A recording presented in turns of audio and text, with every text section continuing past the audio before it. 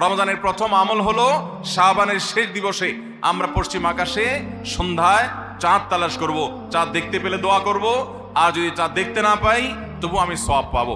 আল্লাহ আমাদের সবাইকে আমলটা করার তৌফিক দান করুন। রমাদানের দ্বিতীয় আমল হলো সবচেয়ে গুরুত্বপূর্ণ আমল, সেটা হলো সিয়াম সাধনা, রোজা রাখা। প্রত্যেক প্রাপ্তবয়স্ক সুস্থ মস্তিষ্ক সম্পন্ন নারী এবং পুরুষ তিনি যদি মুসলমান হয়ে থাকেন তাহলে সেক্ষেত্রে তার উপরে আল্লাহ রাব্বুল আলামিন রমাদানের দিনের বেলায় রোজা রাখা সিয়াম সাধনাকে ফরজ করেছেন। প্রত্যেক প্রাপ্তবয়স্ক মুসলিম নারী এবং পুরুষ যদি সুস্থ সবল হয়ে থাকেন আল্লাহ রাব্বুল আলামিন এই ফরজটাকে পালন করতে হবে। আল্লাহ বলেছেন কুতিবা আলাইকুমুস সিয়াম, তোমাদের উপরে রোজা রাখাটাকে ফরজ করা হয়েছে। অতএব রমজানের দিনের বেলা রোজা রাখা হলো রমজানের সবচেয়ে বড় আমল, এটা হলো দ্বিতীয় আমল বলেছি। নাম্বার 3, রমাদান মাস উপলক্ষে রাতের বেলা তারাবির নামাজ আদায় করা, এটা রমাদানের তৃতীয় আমল। নবী করিম সাল্লাল্লাহু আলাইহি সাল্লাম বলেছেন মান কামা রমাদানা ঈমানান ওয়া ইহতিসাবা গুফিরা লাহু মা তাকাদ্দামা মিন যামবি, যে ব্যক্তি রমজান মাসে রাতে দাঁড়িয়ে ঈমানের সাথে ইখলাসের সাথে আল্লাহর কাছ থেকে সওয়াব পাওয়ার আশায় তারাবির নামাজ পড়বে তার পূর্বের সমস্ত গুনাহ খাতা মাফ করে দেওয়া হবে। মোহতারাম হাজিরিন, অতএব রমজানের এই তৃতীয় আমল তারাবির নামাজটাও আমাদেরকে সুন্দর করে ধীরস্থিরতার সাথে উত্তম রূপে আদায় করার চেষ্টা করতে হবে। এটা হলো রমজানের তৃতীয় আমল। মা বোনরা বাসা বাড়িতে নিজ জায়গায় এবং পুরুষরা মসজিদে জামাতের সাথে তারাবির নামাজ আদায় করার চেষ্টা করবেন। এই তারাবির সালাত এটা হলো রমজানের তৃতীয় আমল। নাম্বার 4, রমজানের চতুর্থ আমল হলো সাহারি করা। আমরা অনেকে ইচ্ছাকৃতভাবে সাহারি করি না, হয়তো কখনো ভালো লাগে না সাহারি করতে, খাওয়ার রুচি থাকে না, আমরা সাহারি খাই না। সাহারি খাওয়া ছাড়াও যদি কেউ রোজা রাখে রোজা হয়ে যাবে, কিন্তু সাহারি খেলে আপনার খাদ্য গ্রহণ হবে, পাশাপাশি আপনি সওয়াব লাভ করবেন।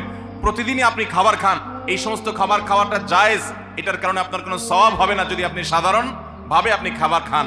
কিন্তু আপনার নিয়ত যদি হয় ভোর রাতে খাবার গ্রহণ করছেন, আপনি কেন রোজা রাখবেন সেজন্য, রোজার নিয়তে ভোর রাতে যে খাবার খাচ্ছেন যেটাকে সাহারি বলা হয়, এই খাবারটা খেলে আপনার শুধু পেট ভরবে তা নয়, এর মাধ্যমে একটা সুন্নতের জিন্দা করার সওয়াব, একটা সুন্নতের আমল করার সওয়াব আপনার আমলনামায় লেখা হবে। নবী করিম সাল্লাল্লাহু আলাইহি সাল্লাম বলেছেন তাসাহহারু ফাইন্না ফিস সাহুরি বারাকা, তোমরা সাহারি খাও কারণ সাহারির খাবারের মধ্যে বরকত আছে।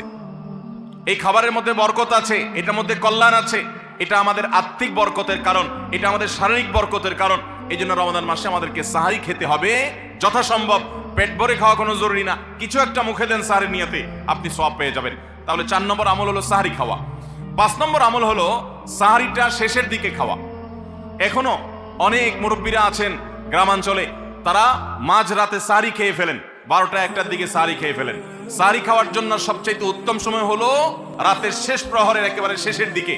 নবী করিম সাল্লাল্লাহু আলাইহি ওয়াসাল্লাম তিনি রমজানের রোজার জন্য সাহারি খেতেন, সাধারণ রোজার জন্য সাহারি খেতেন এত দেরি করে যে তার সাহারি খাওয়া শেষ হলে ফজরের ওয়াক্ত এবং ফজরের আজানের ওয়াক্ত শুরু হওয়ার আগে মাঝখানে 50টা আয়াত তেলাওয়াত করার মতো গ্যাপ তিনি রাখতেন। তার মানে তার সাহারি খাওয়া শেষ আর ফজরের ওয়াক্ত শুরু, এই দুইয়ের মধ্যে 50টা আয়াত তেলাওয়াত করার মতো সময় তিনি রাখতেন। তার মানে আনুমানিক 20-25 মিনিট সময়, এতটুকু গ্যাপ তিনি রাখতেন তার সাহারি খাওয়ার পর। অতএব সাহারি শেষ সময় খাওয়া সুন্নত। এর মানে আবার এটা না যে মুয়াজ্জিনে আজান দিতে থাকবে ততক্ষণ পর্যন্ত বা আজানের 10-20 সেকেন্ড আগ পর্যন্ত খেতে থাকবো, এটা সুন্নাহ নয়। সুন্নাহ হলো যে আজানের 20-25 মিনিট আগে কমপক্ষে 50টা আয়াত তেলাওয়াত করতে যে সময় লাগে, 20-25 মিনিট লাগে না, সাধারণত 10-15 মিনিটে 50টা আয়াত তেলাওয়াত করা যায়। তো এই পরিমাণ সময় অন্তত গ্যাপ দিয়ে তারপরে সাহারি খাওয়া, তাহলে শেষের দিকে সাহারি খাওয়া, এটা হলো রমাদানের 5 নম্বর আমল। আমরা অনেকে শেষের দিকে সাহারি খাই না, অনেক আগে খাই, একটু শেষের দিকে খাওয়াটা হলো সুন্নাত। নবী করিম সাল্লাল্লাহু আলাইহি সাল্লাম বলেছেন এই উম্মত মুসলমান জাতি ততদিন কল্যাণের মধ্যে থাকবে, তারা কল্যাণের উপরে প্রতিষ্ঠিত থাকবে যতদিন তারা সাহারি বিলম্ব করে খাবে, দেরিতে খাবে, শেষের দিকে খাবে। নাম্বার 6 নম্বর আমল হলো রমজান উপলক্ষে ইফতার করা। ইফতার মানে নাস্তা খাওয়া। সারা বছর আমরা দিনের বেলায় শুরুতে নাস্তা খাই, কিন্তু এর কারণে কোনো সওয়াব আমাদের আমল নামায় লেখা হবে এমন কোনো কথা বলা হয়নি। কিন্তু রমজান মাসের সন্ধ্যা যখন আপনি ইফতার খাবেন, এই ইফতার খাওয়ার মাধ্যমে আপনি একটা সুন্নাহর উপর আমল করলেন, এটার কারণে আপনার আমল নামাতে একটা সওয়াব লেখা হবে। সওয়াবের আশা যদি আপনার থাকে, ইফতারের নিয়ত যদি আপনার থাকে, তাহলে এর মাধ্যমে আপনি সওয়াব লাভ করবেন। এই ইফতার করা এটা রমজানের একটা গুরুত্বপূর্ণ সুন্নাহ। ইফতার যদি কেউ নাও করে রোজা হয়ে যাবে, কিন্তু সুন্নাত তরক হয়ে গেল। এই জন্য ইফতারে যতটুকু তৌফিক হয় ততটুকু কিছু না কিছু মুখে দেওয়া, এটা সুন্নাহ, রমজান মাসের 6 নম্বর আমল। 7 নম্বর আমল হলো ইফতারটা তাড়াতাড়ি করা, ইফতার বিলম্বে না করা। আমরা অনেকে আছি ইফতার অনেক বেশি দেরি করি। আমরা মনে করি যত দেরি করে ইফতার করা যায় ততই বোধ হয় রোজাটা নিশ্চিতভাবে শুদ্ধ হয়, সঠিক হয়। এটা ভুল ধারণা।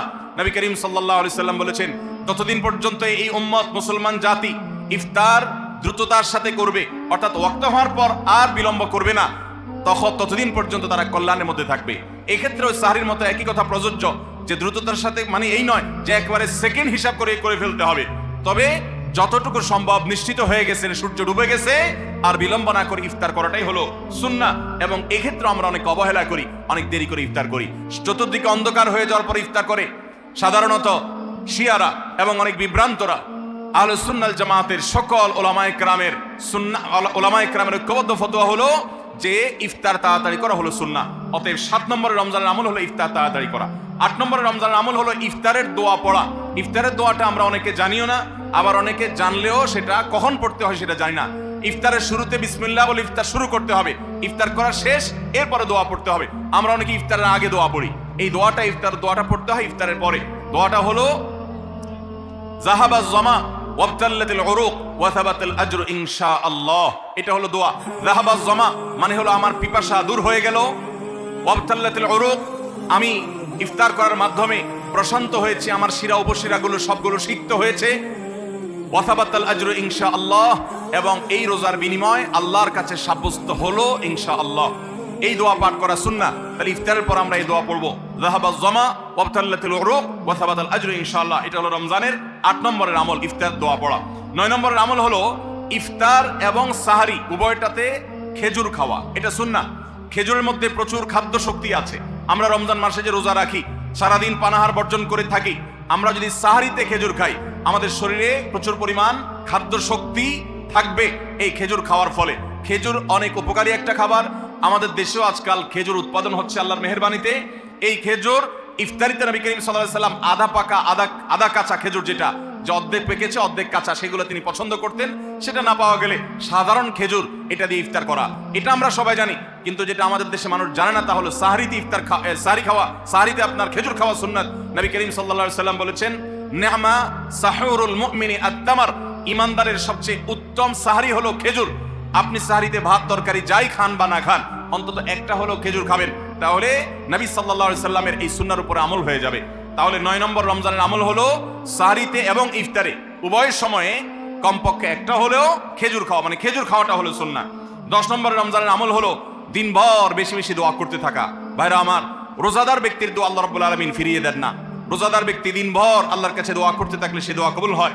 নবী করিম সাল্লাল্লাহু আলাইহি সাল্লাম বলেছেন যে কয়েক ব্যক্তির দোয়া ফেরত দেওয়া হয় না, এর ভিতরে একজন হলেন আস-সাইমু হাত্তা ইফতির, রোজাদার ব্যক্তি ইফতার করা পর্যন্ত তার দোয়া কবুল হতে থাকে। আপনি রোজাদার অবস্থায় দোকানে কাজ করছেন, খেতে খামারে কাজ করছেন, আপনি ব্যবসা প্রতিষ্ঠানে কাজ করছেন, আপনি রাস্তায় হাঁটাচলা করছেন, মা বোনরা বাসা বাড়িতে গৃহস্থলী কাজকর্ম করছেন, এই কাজের ফাঁকে ফাঁকে ওযু নাই, অসুবিধা নেই, এই অবস্থায় আপনি দোয়া করতে থাকেন। রোজাদার অবস্থায় দোয়া কবুল হয়। সারাদিন আপনি মনে মনে আপনার চাওয়াগুলো আল্লাহর কাছে নিবেদন করেন, আল্লাহর সাথে আপনি কথা বলতে থাকেন, কারণ দোয়া কবুলের একটা মোক্ষম সময় হলো রমজান মাসে এই রোজা অবস্থায়। বিশেষ করে ইফতারের আগ মুহূর্তে দোয়া কবুল হয়, আমরা তখন অনেকে ইফতার নিয়ে ব্যস্ত হয়ে পড়ি। তাহলে আমরা 10 নম্বর আমল জানলাম রমজান মাসের, সেটা হলো বেশি বেশি আল্লাহর কাছে দোয়া করা, আল্লাহর কাছে মনের চাওয়াগুলো পেশ করা, দুনিয়ার চাওয়া আখিরাত চাওয়া। আল্লাহ আমাদেরকে তৌফিক দান করুন। 11 নম্বর রমজানের বিশেষ আমল হলো সকল প্রকার পাপাচার বর্জন করা। কারণ রমজানের রোজার উদ্দেশ্যই হলো আমরা যেন পাপাচার বর্জন করতে পারি। রমজানের যে রোজা রাখি, এই রোজা মূলত কোরআন এবং হাদিসের ভাষায় এটাকে সওম বা সিয়াম বলা হয়।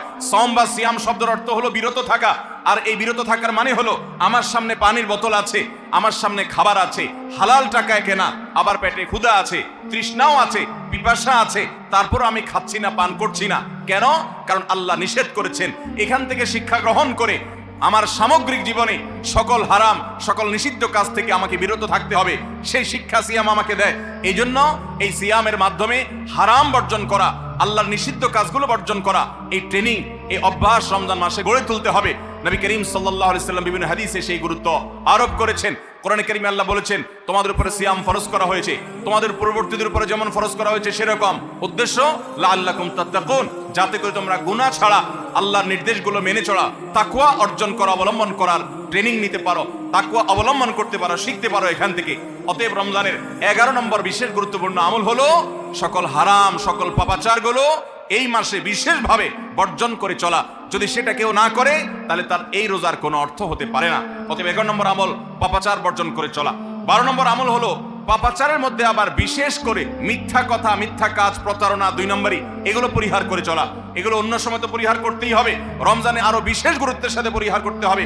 বুখারীর হাদিসে আসছে, নবী করিম সাল্লাল্লাহু আলাইহি সাল্লাম বলেছেন, মান লাম ইয়াদা কাওলা যুরি ওয়াল আমাল বি ফালাইসা লিল্লাহি হাজা আন ইয়াদা তাআমাহু ওয়া শারাবা। যে ব্যক্তি মিথ্যা কথা, মিথ্যা কাজ এগুলো ছাড়লো না, সেই ব্যক্তির উপবাস থাকায় আল্লাহর কোনো ঠেকা পড়ে নাই। অর্থাৎ তার এই রোজা থাকাটা উপোস থাকা ছাড়া কিছুই নয়, আর তার এই উপোস থাকায় আল্লাহর কোনো প্রয়োজন পড়ে নাই। অর্থাৎ তার এই রোজার কোনো মানে নাই, অর্থহীন হয়ে যাবে যদি সে রোজা রেখে মিথ্যা কথা বলে, মিথ্যা কাজ করে। এই জন্য রমজান মাসের গুরুত্বপূর্ণ আমল হলো 12 নম্বর আমল, যে আমরা মিথ্যা কথা, মিথ্যা কাজ রমজান মাসে পরিহার করবো রোজা অবস্থা বিশেষ করে। 13 নম্বর আমল হলো স্পেশালি ঝগড়াঝাটি থেকে বিরত থাকা। নবী করিম সাল্লাল্লাহু আলাইহি সাল্লাম বলেছেন, কোন রোজাদারের সাথে কেউ যদি কুতর্ক করতে আসে, ঝগড়া ফাসাদ করতে আসে, তাহলে সে বলবে ইন্নী সায়েম, আমি তোমার ঝগড়া, আমি তোমার গালিগালাজ, আমি তোমার বিতর্ক বৎসার জবাব দিতে পারছি না, কারণ আমি রোজাদার অবস্থায় আমি আমার মুখ নষ্ট করব না, সময় নষ্ট করব না। অতএব ফেসবুকের বাইরে, সোশ্যাল মিডিয়াতে অথবা অনলাইনে অফলাইনে যে কোনো জায়গায় আমরা রমজান মাসে বিশেষভাবে ঝগড়া ঝাঁটি, গন্ডগোল, ফাসাদ, তর্ক বিতর্ক, বৎসা এগুলো আমরা বর্জন করে চলবো, কারণ এটা রমজানের বিশেষ গুরুত্বপূর্ণ আমল, যে এই মাসে আমি কোনো ঝগড়াঝাটি করব না। এটা হলো রমজানের 13 নম্বর বিশেষ আমল। 14 নম্বর বিশেষ আমল হলো সাধারণ যত আমল আছে, সাধারণ যত ভালো কাজ আছে, সেই ভালো কাজগুলো এই মাসে সবচেয়ে বেশি গুরুত্বের সাথে করা। কারণ আপনারা জানেন, নবী করিম সাল্লাল্লাহু আলাইহি সাল্লাম বলেছেন, রমজানের শুরুর দিকে আল্লাহর পক্ষ থেকে এক ফেরেশতা ঘোষণা দিতে থাকে, ইয়া বাগিয়াল খাইর আকবিল, তোমাদের মধ্যে কেউ কি কোনো কল্যাণের পথে চলতে চায়, এমন কোন মানুষ আছে যে কল্যাণকামী, যে ভালো কাজ করতে চায়, তাহলে সে যেন অগ্রসর হয়, কারণ ভালো কাজ করার মৌসুম এসেছে, সময় এসেছে, সুবর্ণ সুযোগ এসেছে। এটা আমল করার সময়, এটা নিজের আমল নামার শূন্য স্থানগুলো পূরণ করার সময়, এটা জান্নাতের পথে এগিয়ে যাওয়ার সময়। অতএব যত নেক আমল আছে, সেটা যেই ধরনেরই হোক না কেন, সকল ভালো কাজ সবচেয়ে বেশি করতে হবে এই রমজান মাসে। 5 ওয়াক্ত নামাজকে গুরুত্বের সাথে পড়তে হবে, অন্যান্য সমস্ত আমলগুলো করতে হবে, সাধারণ আমলগুলো বিশেষ গুরুত্বের সাথে করা। এটা হলো 14 নম্বর আমল রমজানের। 15 নম্বর আমল হলো খুব গুরুত্বের সাথে ইস্তেগফার করা, আল্লাহর কাছে গুনাহ মাফ চাওয়া। কারণ আপনারা জানেন, রমজান মাস এসেছে আমাদের গুনাহগুলোকে মাফ করাবার জন্য, রমজান মাস এসেছে আমাদেরকে জাহান্নাম থেকে মুক্তির পরোয়ানা পাইয়ে দেওয়ার জন্য। নবী করিম সাল্লাল্লাহু আলাইহি সাল্লাম বলেছেন, ওয়ালিল্লাহি উতাকাউ মিনান নার ওয়া যালিকা কুল্লু লাইলা, রমজানের প্রতি রাতে আল্লাহ তাআলা অসংখ্য অগণিত মানুষকে জাহান্নাম থেকে মুক্ত, অমুক জাহান্নাম থেকে মুক্ত, অমুককে জাহান্নাম থেকে মুক্ত ঘোষণা করা হলো। এই আল্লাহর ফরমান এলাহি তিনি জারি করতে থাকেন, বহু মানুষকে আল্লাহ তাআলা মুক্ত ঘোষণা করেন। একজন ইমানদার বান্দা এই আল্লাহর তাআলার সাধারণ ক্ষমার অফার নেওয়ার জন্য তিনি চোখের পানি ফেলে দোয়া করবেন, তিনি বিভিন্ন সময় দোয়া করবেন, আল্লাহ রমজান মাস চলছে, এটা গুনাহ মাফ করানোর সময়, এটা গুনাহ মাফ করার সুবর্ণ সুযোগ, আপনি আমার গুনাহগুলো মাফ করে দিন, আমার ভুল ত্রুটি মাফ করে দিন, সারা বছর আমি অনেক পাপ করেছি, আল্লাহ আপনি আমাকে ক্ষমা করে দিন, আমার হিসেবে যত আমল নামাতে যত গুনাহ আছে সবগুলো আপনি ডিলিট করে দিন। আল্লাহর কাছে মাফ চাইতে হবে। নবী করিম সাল্লাল্লাহু আলাইহি সাল্লাম বলেছেন, জিবরিল এসে তার কাছে প্রস্তাব পেশ করেছেন আল্লাহর তরফ থেকে, বাউদামান আদরাকা রমাদান ওয়া লাম ইগফার লাহ, যে ব্যক্তি রমজান পেয়েছে অথচ তার গুনাহ মাফ হয় নাই, সে ধ্বংস হোক। নবী সাল্লাল্লাহু আলাইহি সাল্লাম আমিন বলেছেন। অতএব রমজান মাসে গুনাহ মাফ যদি আপনি করাতে না পারেন, তাহলে জিবরিলের বদদোয়া, নবী সাল্লাল্লাহু আলাইহি সাল্লামের বদদোয়া আপনার জন্য লাগবে। এই জন্য যেই কোনো মূল্যে রমজানের প্রতি রাতে প্রতিদিন চোখের পানি ফেলে একটু একটু করে হলে দোয়া করে আল্লাহর কাছে নিজের গুনাহগুলো মাফ করাইতে হবে। জাহান্নাম থেকে মুক্তির ঘোষণা আল্লাহর পক্ষ থেকে আদায় করে নিতে হবে। এর মাধ্যমে এটা হবে দোয়ার মাধ্যমে, রোনাজারির মাধ্যমে, কান্নাকাটির মাধ্যমে, চেষ্টার মাধ্যমে, আল্লাহর কাছে তওবা করার মাধ্যমে। আল্লাহ আমাদেরকে তৌফিক দান করুন। এটা হলো 15 নম্বর আমল, যে গুনাহগুলো মাফ করাবো, জাহান্নাম থেকে মুক্তির পরোয়ানা দেওয়া হয়, সেটি আমার নামটা যেন সেই তালিকায় যায়, সেই চেষ্টা আমরা করব প্রতিদিন। 16 নম্বর রমজানের বিশেষ আমল হলো রোজাদারকে ইফতার করানো। নবী করিম সাল্লাল্লাহু আলাইহি সাল্লাম বলেছেন, মান ফাত্তারা সাইমান ফালাহু মিথলু আজরিহি মিন গায়রি আন ইউনকাসা মিন আজরিহি শাইআ, যদি কেউ কোনো রোজাদারকে ইফতার করায়, আল্লাহ রাব্বুল আলামিন ওই রোজাদারের রোজার কারণে তিনি যে সওয়াব পেয়েছেন তারটা তিনি পাবেন, অতিরিক্ত বোনাস হিসাবে যেই লোকটা ইফতার করালো রোজাদারকে, আল্লাহ তাআলা তাকে সমপরিমাণ সওয়াব দান করবেন। ভাইরা আমার, আমরা রমজান মাসে কেউ চাইলেও 30টার বেশি রোজা রাখতে পারবো? 30টার বেশি রোজা রাখার কোনো সুযোগ আছে? ছোট পোলাপান আছে, তারা দিনে 2-3টা করে রাখে, কিন্তু প্রাপ্তবয়স্ক কোনো মানুষ রমজান মাসে দিনের বেলায় একটা বেশি রোজা রাখার সুযোগ আছে, 30টা বেশি আমরা রাখতে পারবো না। কিন্তু যদি আপনি চান আপনার আমল নামায় 60টা রোজার সওয়াব লেখা হবে, তাহলে সম্ভব। আর সেটা কিভাবে? আপনি 30টা রোজা নিজে রাখলেন, আর 30 দিন একজন রোজাদারকে ইফতার করালে তার রোজা রাখার সমপরিমাণ সওয়াব আপনার অ্যাকাউন্টে জমা হয়ে যাবে। তাহলে আমরা রোজাদারকে ইফতার করাবো তো ইনশাআল্লাহ। আপনার আশেপাশে বহু গরিব মানুষ আছে, দ্রব্যমূল্যের ঊর্ধ্বগতির এই বাজারে আপনি সারা মাসের ইফতার তার বাসায় কিনে পাঠিয়ে দেন। আপনি প্রতিদিন একটু ইফতার একটু প্লেটে করে পাঠিয়ে দেন। আপনি কোনো পথচারী পথিক পথে হয়তো ইফতারের সময় হয়ে গেছে, বাসায় যেতে পারে না, গাড়িতে আছে, একটু পানির বোতল একটু খেজুর কিনে তাদেরকে দিয়ে দেন। সামান্য একটু প্রচেষ্টা বিপুল পরিমাণ সওয়াব আমাদের পাওয়ার সুযোগ তৈরি হবে। এই জন্য রমজানের বিশেষ আমল হলো 16 নম্বর আমল, রমজানে রোজাদারকে ইফতার করানোর চেষ্টা করবো তো ইনশাআল্লাহ। 17 নম্বর রমজানের স্পেশাল আমল হলো যে রমজানের বিশেষ গুরুত্বের সাথে কোরআন তেলাওয়াত করা। কারণ রমজান মাসের পরিচয় দিতে গিয়ে আল্লাহ তাআলা কোরআনে বলেছেন শাহরু রমাদান আল্লাযী উনজিলা ফীহিল কোরআন। রমজান এমন মাস যে মাসে কোরআন নাজিল করা হয়েছে। এই কোরআন দিয়ে রমজানকে আল্লাহ পরিচয় দিয়েছেন। রমজান মাসের মর্যাদাই হয়েছে কোরআনের কারণে। এই জন্য কোরআনের সাথে রমজানে বেশি সময় কাটাতে হবে। কোরআনের হালাকা করবেন, কোরআনের মজলিস করবেন, কোরআন শিক্ষার আসর করবেন। ইমাম সাহেব মুয়াজ্জিন সাহেবকে দিয়ে প্রতিটা মসজিদে মসজিদে মুসল্লিরা কোরআন শুদ্ধ করবেন, বিশুদ্ধ করে তেলাওয়াত করবেন। কোরআন প্রতিদিন একটু একটু করে তেলাওয়াত করবেন। সম্ভব হলে গোটা রমজানে কমপক্ষে একটা বার কোরআন পড়ে শেষ করবেন। তারাবিতে তো শুনবেনই, এর বাইরেও কোরআন তেলাওয়াত করবেন। অনেকে আছে 11 মাস কোরআন পড়ার তৌফিক হয় না। আল্লাহর ওয়াস্তে কোরআন নাজিলের এই মাসে অন্তত কোরআনটাকে আঁকড়ে ধরেন। ও মুসলমান, কোরআন যদি আঁকড়ে না ধরেন তাহলে আপনার চেয়ে হতভাগা আর কেউ নেই। এই জন্য কোরআন নাজিল মাসে বিশেষ গুরুত্বের সাথে আমাদেরকে 17 নম্বর আমল কোরআন তেলাওয়াত করতে হবে। 18 নম্বর আমল হলো কোরআন তেলাওয়াত করার আমল আমরা সবাই জানি, কিন্তু কোরআন রমজান মাসে নবী করিম সাল্লাল্লাহু আলাইহি ওয়াসাল্লাম শোনাশুনি করতেন, এটা আমরা অনেকে জানি না।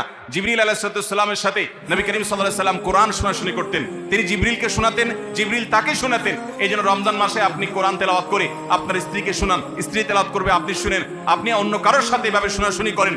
এইটাও রমজান মাসের বিশেষ গুরুত্বপূর্ণ আমল। সেই সাথে কোরআন বুঝে পড়া, কোরআনের ব্যাখ্যা জানার চেষ্টা করা, অর্থ সহকারে জানার চেষ্টা করা, কোরআনের কি আছে, আল্লাহ কি বলেছেন, সেই ইলমটা অর্জন করার এক বিরাট প্রয়োজনীয় সময় মুহূর্ত হলো রমজান মাস। 18 নম্বর আমল হলো তাহলে কোরআন শোনাশুনি করা। 19 নম্বর আমল হলো সাদাকা করা, দান করা। আমাদের প্রিয় নবী সাল্লাল্লাহু আলাইহি ওয়াসাল্লাম সম্পর্কে তার সহধর্মিনী উম্মুল মুমিনিন আয়েশা রাদিয়াল্লাহু তাআলা আনহা বলেছেন, নবী সাল্লাল্লাহু আলাইহি ওয়াসাল্লাম এমনিতেই দানশীল ছিলেন। তিনি সারা বছর প্রচুর পরিমাণে দান করতেন, কিন্তু রমজান যখন শুরু হতো তখন তিনি সবচেয়ে বেশি বদান্য, সবচেয়ে বেশি দানশীল হয়ে পড়তেন। তার দানশীলতা এত বেড়ে যেত যে মুক্ত বাতাস যেরকম সব জায়গায় পৌঁছে যায়, যে জায়গায় মানুষ চায় দরজা খুলে রাখে সেখানেও যায়, কোন একটা ফাঁক ফোকর পেলে সেই জায়গায়ও মুক্ত বাতাস প্রবেশ করে।